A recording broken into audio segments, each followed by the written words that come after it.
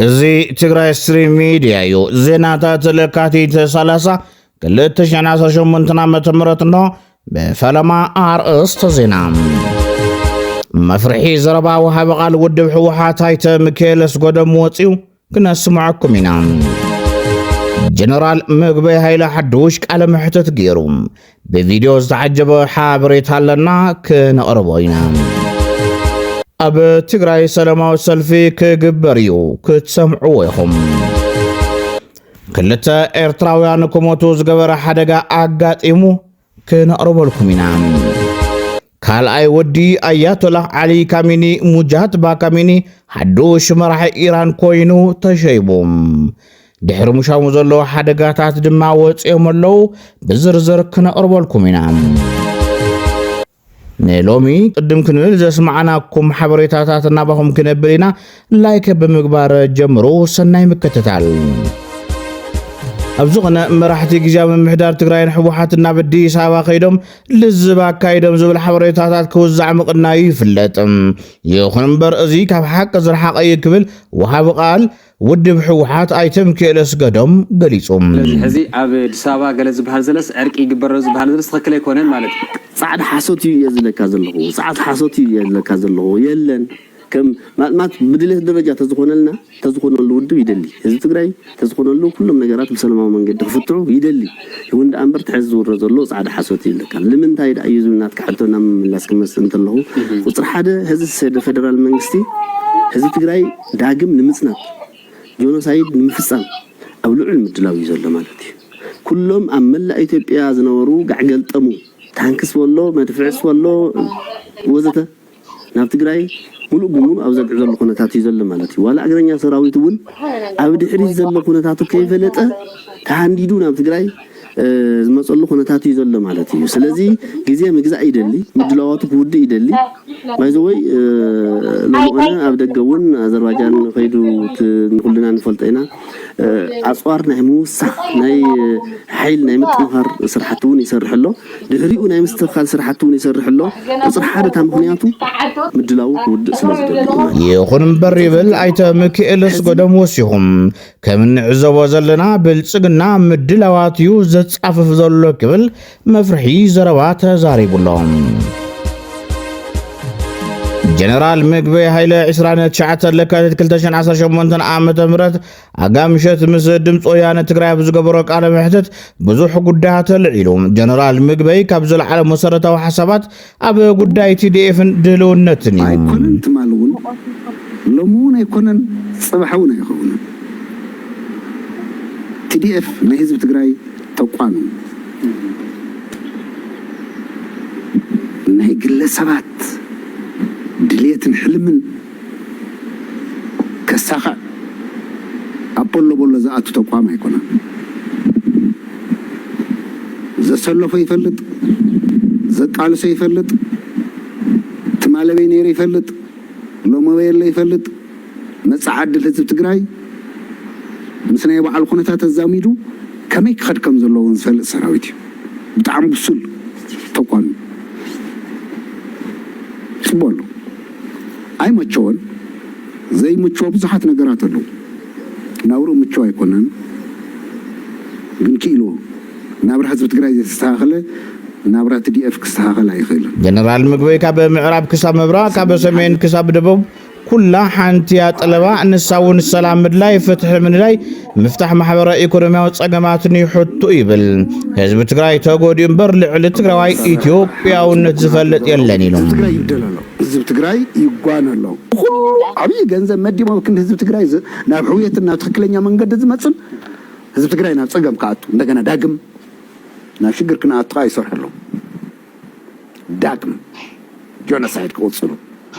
داقم كقللو داقم حزون دخم قدنام ندهت تقامنا خنطفهم يلوم يسرحلو سلازي حزون ياو نايكينات حدقال نايكينات حدقاكو نحنا سلازي لنا يكونن كان كم حزب نخنبر زقبرانا شو بدايات حطتات عين ملس انتي لو ما انت هتقبر بعلم دول يوم لو ما تقيت اتوم نقيت مخنيات زغون مفتاحي كينات كيلو زغور ስለዚህ ሎም ደይ ጅመር ጽባህ ደይ ጅመር ድሕሪ ዓመት ደይ ጅመር ካሊ ጉዳይ ጀነራል ምግበይ ሃይለ ኣብ ጉዳይ ጥዕናውን ኣብ ጽቡቕ ጥዕና ከም ዘሎን ኣብዚ እዋናዊ ኩነታት ፖለቲካ ኣመልኪቱ ድማ ህዝቢ ትግራይ ዳግማይ ንምንባዕ ዘኽእል ስራሕቲ ይስርሑ ኣለዉ ብምባል መዓዝ ይጀመር ብዘየገድስ ንእሽተይ ሕቶ ንዘይምምላስ ግን ዳግማይ ጀኖሳይድ ንምፍጻም ይዳለው ኣለዉ ኩናት ከይህሊ ዝግበር ፍቱን ፍታሕ ኣሎ ኢሉ ናይ ህዝቢ ትግራይ ድሌት ሓንቲ ምዕራብ ኪድ ሽረ ኪድ ኣክሱም ኪድ ዓድዋ ኪድ ተንቤን ኪድ ራያ ኪድ ምብራቅ ትግራይ ብምሉእ ኪድ መቀለ ኪድ ሓንቲ ኣነ ህዝቢ ትግራይ ሕቶ ሰላም ይደሊ ፍትሒ ይደሊ ማሕበራዊ ኢኮኖሚያዊ ፀገም ኣለዎ ዕድል ረኺቡ ክነግድ ክሓርስ ክመሃር ይደሊ كم حزب خنبر يدلي محدرو بعلو كعينة محدرة حزب تقراي زوجته خذ الله تعالى كل تقراوي تزرع على سلطة سبورت سرحي باقوا سرح وناني دبيت ميديا هايلا رفعنا بوغنو بزعبات عنا جنرال مغبي هايلا ديبو بزعب حبرتا نبروبوغاندا تبايلو زوص مهانيو غليصو نيرو محبراو ميديا زور زلو ملختي حقنتو حق حسوت زبل مرغاغص مهاب كم ميديا نايغدني سبات اندينا مانم سب كحمم حكمنا خيد كحكم نوريو ግን صيلካ ካብ ሰማይ ናብ መሬት ነጣቢዕካ ምሕሳው እንታይ ይብልዎ ካው ከዓናህና እዮም እቶም መረዳእታ መቀበልቲ ማለት ፍልፍላትና ካብዚ ይብሉሞ ብገንዘብ ክንወጾ እንዲና ንምንታይ እዮም ኣብ ዓዲ ውሽጢ ولا حسوت ون انت يترف قوم دي حميم ودي قال لهم كله زياده تبنيلكا حبريت انا مشات ناوكم زبل من قد خمي قرمي موسيلو مولت محبرسبنا زبل مرأي يدلي عرينا خنصرحلو جنرال مغبي بزعبا هافته قنتون تزاري بلوم انا قدم وقتا بديس ابا دبي واشنطن ካልኦት ከባብታትን መንበር ገዛን ናይ ንግዲ ትካላትን ነይሩኒም ከም ሃገር ድሕረ ስንብት ጡረታ ናይ ንግዲ ስራሕቲ ነይሩኒ ኣብ አዲስ አበባ ብዙሓት ዝካረዩ ገዛውት ኣለዉ ኣብ ድባይ ውን ጽቡቕ መንበር ገዛ ኣለኒ እዚ መንበር ገዛ ቀድሞ ኮይናት ትግራይ ዝዓደክዎ ይክብል ምላሽ ሂቦም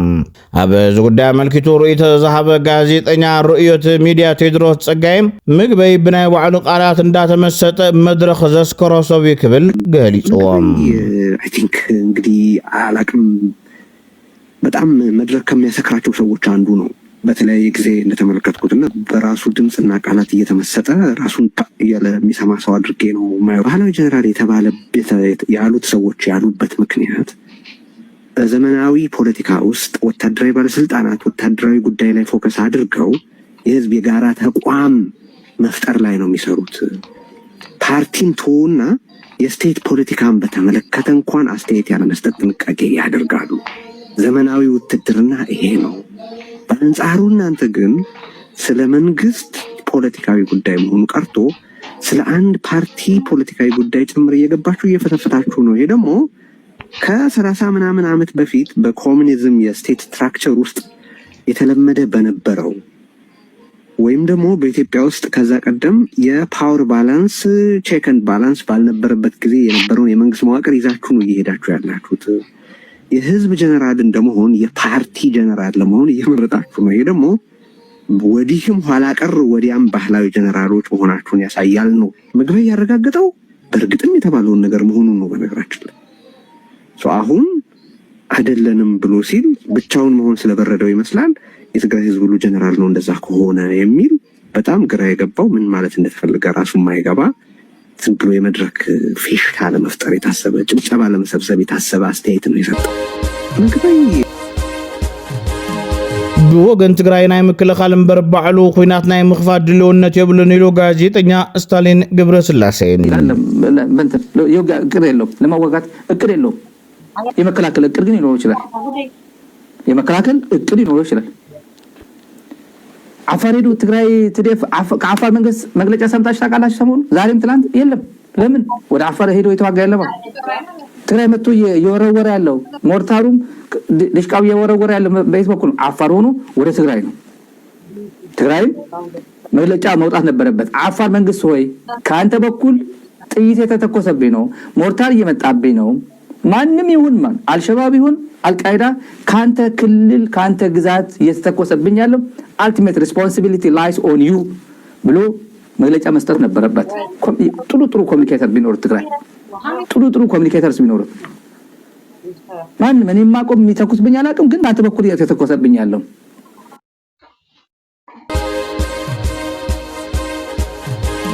ጀነራል ዘውዱ ኺሮስ ዘይት ገመተ መልእኽቲ ሰዲዳ ነበደቅ ንስዮ ትግራይ ተጋደልቲ ትግራይ ሓይሊ ሰላም ተጋደልቲ ከምኡውን TDF እንኳዕ ናብ ናጽነት ደቂ ንስዮ ዓለም ማለት እውን ማርሻይት ኣብፅሕክን ኢላላ። እዚ ኣብ መላእ ዓለም ንመበል 115 ዓመት ኣብ ኢትዮጵያ ድማ ንመበል 50 ዓመት ይኽበር ዘሎ መዓልቲ ደቂ ንስዮ እንትኽበር እቲ ብቕብብል ወለዶ ዝመፀ ደቂ ንስዮ ዓፋናይን ረጊፁ ዝገዝእ ልምድን ባህልን ብቓልሲ ጥንኩራት ደቂ ንስዮ ዓለምን ደለይቲ ለውጢ ደቂ ተባዕትዮን ኣብ መላእ ዓለም ለውጢ ክመፅእ ምኽኣሉ ንቐጻላይ እውን እቲ ዘሎ ለውጢ ሙሉእን ምግባር በብዓመቱ ኣብ መላእ ዓለም እናተኸበረ እዩ ትብል ጀነራል ዘውዱ ኪሮስ። ብፍላይ ድማ ኣብዚ ጉዳይ እዚ ተጋደልቲ ሰራዊት ትግራይ TDF እንኳዕ ኣብፅሕከነ ምባላ ብዙሓት ወቐሳታትን ምጎሳታትን ይውሕዙላ ኣለዉ። ሎሚ 30 ለካቲት 2018 ዓ.ም ኣብ ከተማ ማይ ፀውሪ መቐፀልታ እቲ ኣብ ቆቦን ምዕራብ ትግራይን ዝካየድ ሰላማዊ ሰልፊ ኩሉ ክፋል ሕብረተሰብ ብሓይሊ ክወፅእ ተኣዚዙ ኣሎ። ብፍላይ ድማ መራሕቲ ሃይማኖት ኩሉ ዓይነት ናውቲ ሒዞም ኣብቲ ሰልፊ ድምቀት ክኾኑ ተነጊርዎም ኣሎ። ዝበዝሕ ህዝቢ ፀለምቲ ተመዛቢሉ ኣብ ዘሎ እዋን ብወራር ዝኣተወ ጥራሕ ሒዞም ከካይድዎ እዮም እቲ ተሪር መምርሒ ኣውሪዶም ዘለዉ። ነዚ ሰላማዊ ሰልፊ መከላከያ ሰራዊት ዋና ተሓባባሪ ምዃኑ ድማ ተረጋጊጹሎ። ቀንዲ ሕምስምስ ፖለቲካ ክመጽእ ኣሉታዊ ግድኡ ዝዓዘዘ ጀነራል ሳሞራ ዩኑስ እዩ ተባሂሉ። ጀነራል ሳሞራ ዝመጸሎም ጉዕዞታት ብምጭብርባር እዮም እምበር ካብ ኣብይ ኣሕመድ ዝበኣሰ ጸላእ ትግራይ ይብል ኣብ ደደቢት ሚድያ ዝቐረበ ወሃቢ ርእይቶም። ጀነራል ንትግራይ ዘፍረሰ ሳሞራ ዩኑስ እዩ። ሳሞራ ዩኑስ ተቃላሳይ ነይሩ፣ ጅግና ነይሩ። ብኡ ብጅግንነት ብንባዓል ሓየሎም ብንባዓል ኣርከበ ተሸፊኑ ዝመፀ ሰብ ኢለ ኣነ ዝወስዶ። በቃ ኣነ ከመስግኖ ተጋዳላይ እውን ሰበ ይፈልጥ። ብስር ግን እንታይ እዩ ዘሎ እንታይ እዩ ዘሎ መስልኩ ሳሞራ ዩኑስ ብ93 ዝኾነ ዕድል ተጠቂሙ ናብ እንተማጀር ሰብ ዝመፀ እዩ። ተማጀር ሹም ዝመፀ እዩ። ንጻድቃን ረጊፁ ዝወፂ ዝመፀ እዩ። ረጊፁ ማለት ማን ክረግዝ ገይሮ ማለት አይሲ ኣይምጥኖን ማለት ካዲ ወይ ኣይግብኦን እንዲዩ ኣይግብኦን ኣይምጥኖን እሱ እንደፊረ ክዛረብ ይደለ ሳሞራ ማለት ብጣዕሚ እቱ ሓደገኛ ናይ ትግራይ ፀረ ልዕሊ ኣብይ ክርእ ዝኽእል ሰብ እዩ። ኣነ ከቐምጥ እየ 93 ብዝተፈላለየ መንገዲ መሲሎ ጭበርቢሩ እንታማጀር ሹም ኮይኑ ንኸባቢ 10 ገለ ዓመታት መሪሕና እዚ በዓል መለስ ብሂወት ኣብ ዘለውሉ እናተገርሐ ተመሳሲሉ ዝኸይድ ነይሩ። መለስ ንህዝቢ ትግራይ ብሞት ምሳኣኑ ህዝቢ ትግራይ ዝጠለመ ሰብ እዩ። ናበይ ተሰጋጊሩ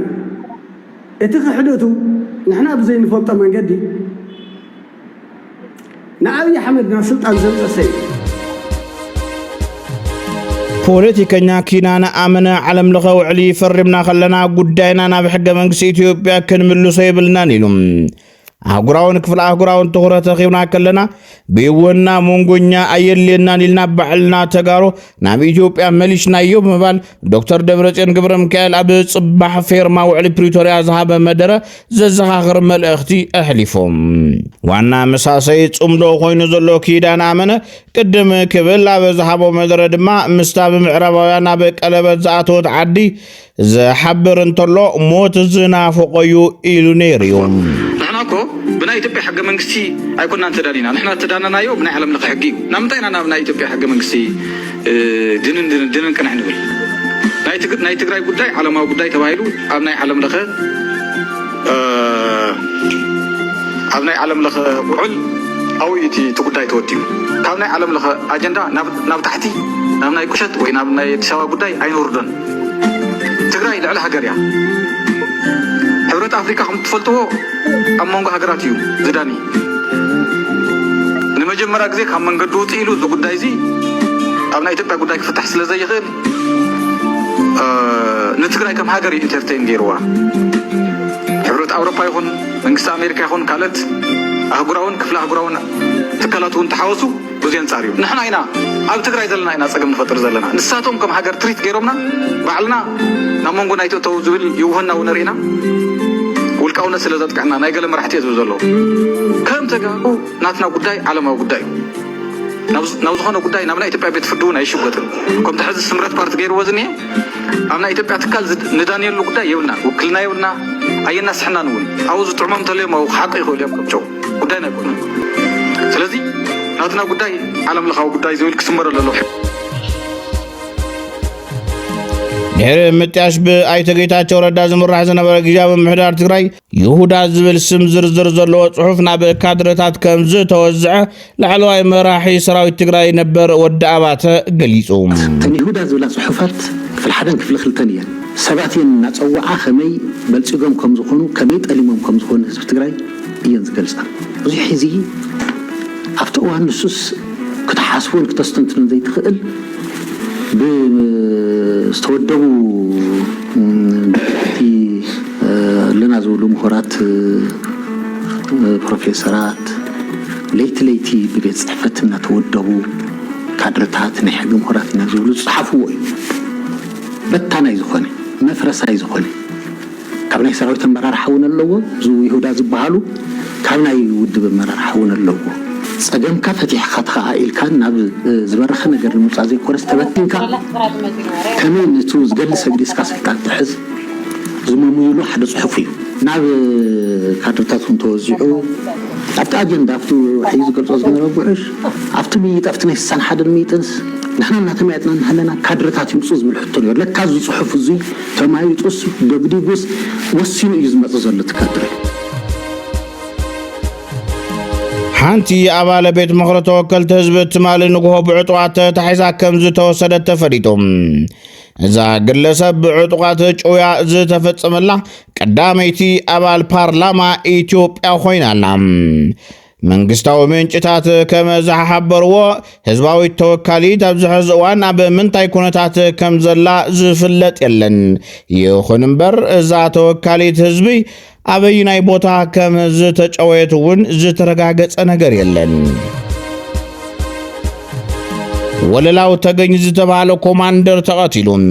በኃይልታት አምሃራ አስመላሽ ኮሚቴን ተመዚዙ አዛዚ ፖሊስ ምዕራብ ትግራይ ኮይኑ ጸንሐ ኮማንደር ወለላው ተገኝ ናብ ጎንደር እንትጓዓዝ ቅድሚ ዓብድራፊዕ መታው መንነቶም ብዘይተፈለጡ ዕጥቃት መጥቃዕቲ ተቀቲሉም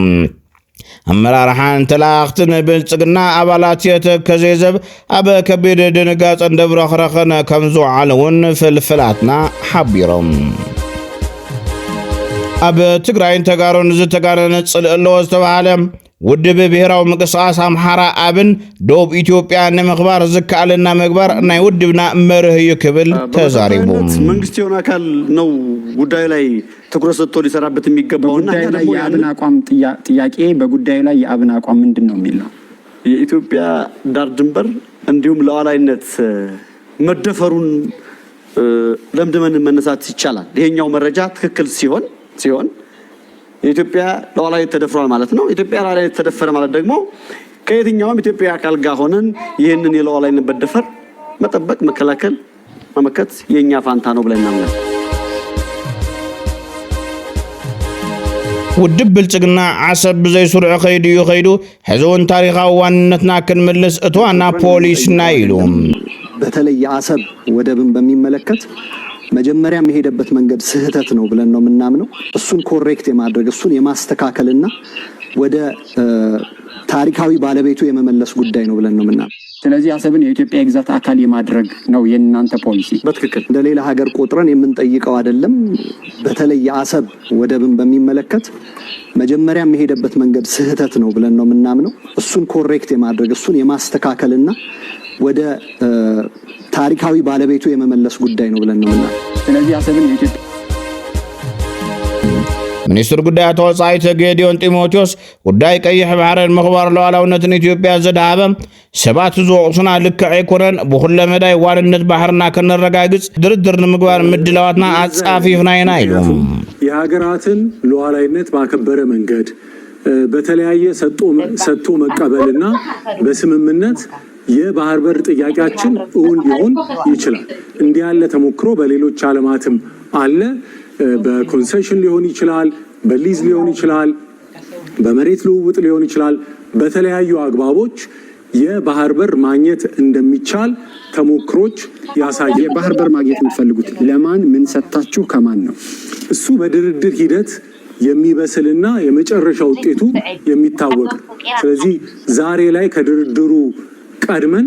ለገሌ ይሄንን ሰጠን ብለን ማገባደድና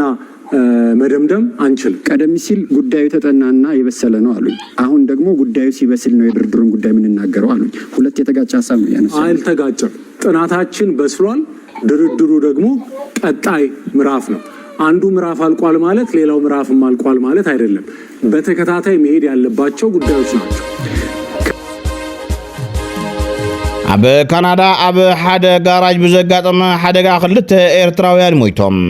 ኣብ ካናዳ ክልተ ኤርትራውያን ዜጋታት ማዕጾን መስኮትን መኪና ተዓጽዩ ከሎም ሞተር ወሊዖም ኣብ ጋራጅ እናሰርሑ ከለው ብሰንከቲ ካብ ሞተር ናይታ መኪና ዝወጽእ ዝነበረ ሓደገኛ ካርቦን ሞኖኦክሳይድ ሕጽረት ምትንፋስ ኣጋጢሞም ብዝሕዝን መንገዲ ከም ዝሞቱ ኤርትራውያን ነጠፍቲ ማሕበራዊ ሚድያ ይገልጽሎም። ካብቶም ገዳያት ሓደ ወዲ 15 ዓመት በረከት መርሃው ኮይኑ ኣብ ካናዳ ካብ ዝነብር ኣስታት 1 ዓመት ዘውፀረ ክኸውን ከሎም እቲ ካልኣይ ድማ ጽንዓት ዓንደ ሚካኤል ዝተባሃለ ኣብ ሃገረ ካናዳ ን2 ዓመት ዝተቐመጠ እዩ። ብፍላይ ድማ ናይ ጽንዓት ዓንደ ሚካኤል በዓልቲ ቤት እውን ኣብ ዝቐረባ መዓልታት ከም ዝሓረሰት ተፈሊጡሎም። ኣብ ኬንያ ናይሮቢ ድሕሪ ብርቱዕ ዝናብ ዘጋጠመ ከቢድ ውሕጅ ብውሕዱ 25 ሰባት ሞይቶም ተባሂሉ ኣብ ርእሰ ከተማ ኬንያ ብዘጋጠመ ቁልጡፍ ውሕጅ በረራታት ምዝባዕ ዘሰዓበ ገናሕቲ መኻይን ድማ ንሰዓታት ተዓፅዮም ዝጸንሑሉን ፍጻመ ብውሕዱ 25 ሰባት ከም ዝሞቱ ጸብጻብ ኣሶሺየትድ ፕረስ ሓቢሩሎም። ኣስታት 7,000 ሱዳናውያን ኣብ ኣብያተ ማእሰርቲ ግብፂ ተኣሲሮም ከም ዘለው ተገሊጹ። ኣብቲ ዘስካሕክሕ ቤት ማእሰርቲ ዝሞቱውን ከም ዘለው ተገሊጹ። ኣብዚ እዋን እዚ ኣስታት 7,000 ዜጋታት ሱዳን ኣብ ኣብያተ ማእሰርቲ ግብፂ ተኣሲሮም ከም ዘለውን ብዙሓት ካብኣቶም ሕጋዊ መንበሪ ፍቓድ ወይ እውን ብወኪል ስደተኛታት ሕቡራት ሃገራት ዝተዋሃበ ሰነድ እኳ እንተሓዙ ኣብ ትሕቲ ከቢድ ኩነታት ከም ዝርከቡ ተጣበቕቲ መሰላት ይሕብሩ። ጉጅለታት ተጣበቕቲ ሰብኣዊ መሰላት እቶም እስራት ካብቲ ኣብ ሱዳን ዝካየድ ዘሎ ጎነፅ ዝሃደሙ ድሒሮም ግን ናብ ካይሮን ካልኦት ከተማታት ግብፅን ኣብ ዝተኻየደ ፀጥታዊ ስርሒታት ዝተኣሰሩ ሱዳናውያን ስደተኛታት ዝርከብዎ ምዃኖም ጸብጻብ ዘሱዳን ታይምስ ይሕብር። ደለይቲ ፍትሒ ኤርትራውያን ድማ ውሽጢ ኣብያተ ማእሰርቲ ዘሎ ኩነታት ኣዝዩ ከቢድ ምዃኑ ሕክምናዊ ክንክን ምርካብ ኣጸጋሚ ብምዃኑ ሕማቕ ኣተሓዛ ስለ ዘሎን ናብ ሰሙን ካብ 3 ክሳብ 4 ሱዳናውያን እስራት ብሰንኪ ዓመፅ ወይ ድማ ሸለልትነት ኣብ ውሽጢ መዳጎኒ ቦታታት ከም ዝሞቱ ይኸሱ። ትካላት ተጣበቕቲ መሰላት ብዛዕባ እቲ ማእሰርቲ ምርመራ ከካይዱ ናብ ግብፂ ንዝርከቡ ሱዳናውያን ስደተኛታት ሓለዋ ከም መሓይሹን ተፀዊዕሎም። ብፍላይ ድማ ብሽመቶም ሱዳናውያን ስደተኛታት ተባሂሎም ዝፅውዑ ዘለዉ ተጋሩን ኤርትራውያንን እውን ከም ዝርከብዎም ተፈሊጡሎም። ሙጅታባ ካሚኒ ሓዱሽ መራሒ ኢራን ኮይኑ ተሸይሙ። መንግስታዊ መራኸቢ ብዙሃን ኢራን ከም ዘፍለጦም ካልኣይ ወዲ ኣያቶላህ ዓሊ ካሚኒ ዝኾነ ሙጅታባ ካሚኒ ሓዱሽ ላዕለዋይ መራሕቲ ሃገር ኮይኑ ተሸይሙሎም። ይኹን እምበር እዚ ሹመት እዚ ናይ ሰላም ዘይኮነስ ናይ ሞት ድግስ ይመስል ተባሂሉሎም። ምክንያቱ እዚ ሹመት እዚ ዕላዊ ቅድሚ ምዃኑ ሒደት ሰዓታት ኣቐዲሙ ትራምፕ ኣዝዩ ሓደገኛ መጠንቀቕታ ሂቦ ነይሩ እዩ። ትራምፕ ተሓድሽ መራሒ ኢራን ኣብ ቀረባ ግዜ ክቕተል እዩ ኣብ ስልጣን እውን ብዙሕ ኣይጸንሕን ብምባል ብወግዒ ተሓንዮ ነይሩ። ሕዚ እቲ ሽሞትን ፍኸራ ትራምፕን ገጽ ንገጽ ተፋጢጦም ይርከቡ። ሙጃትባ ካሚኒ ንኣቦኡ ተኪኡ ንኢራን ክምርሕ ይኽእል ዶ ይኾን ወይስ ከምቲ ትራምፕ ዝበሎ ግዳይ መጥቃዕቲ ክኾን እዩ ኣብ መጻኢ ዝርአ ጉዳይ ኮይኑ ይርከብ። ክቡራት ተኸታተልትና ነሳዕ ዝሓዝናዮም ዜናታት ነዚ ዝተኸታተልኩሞ ይመስል ነይሩ። ንምክትታልኩም ኣመስጊና ሰብስክራይብ ብምግባር ሕለፉ። ሰላም ንህዝቢ ትግራይ፣ ሰላም ንኹሉ ወዲ ሰብ።